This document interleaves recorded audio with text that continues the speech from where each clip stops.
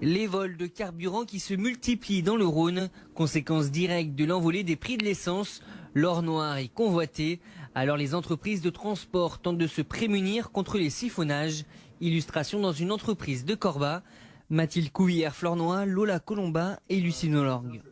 Cette jeune conductrice de poids lourd s'apprête à effectuer son premier grand trajet de la semaine, un Lyon-Paris.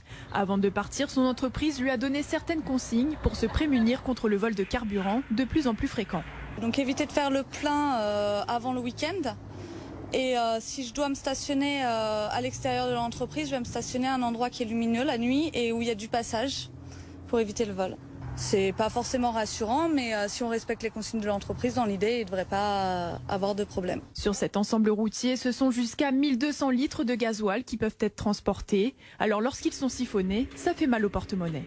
Le carburant aujourd'hui, c'est un poste qui représente près de 30% de nos charges, avec une augmentation de 2021 à 2022 de près de 5 à 8% pour nous.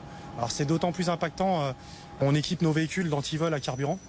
On a aussi la possibilité de suivre en direct les courbes de réservoir pour voir si on a une baisse du niveau de réservoir, mais c'est toujours fait a posteriori. Depuis janvier, les réservoirs sont de plus en plus souvent retrouvés percés, voire découpés à la meuleuse, et les remplacements sont coûteux. La pièce coûte entre 3 000 à 5 000 euros. Du côté des autorités, on confirme la hausse. Alors en effet, avec la hausse du prix du carburant, c'est un phénomène qui peut s'accroître.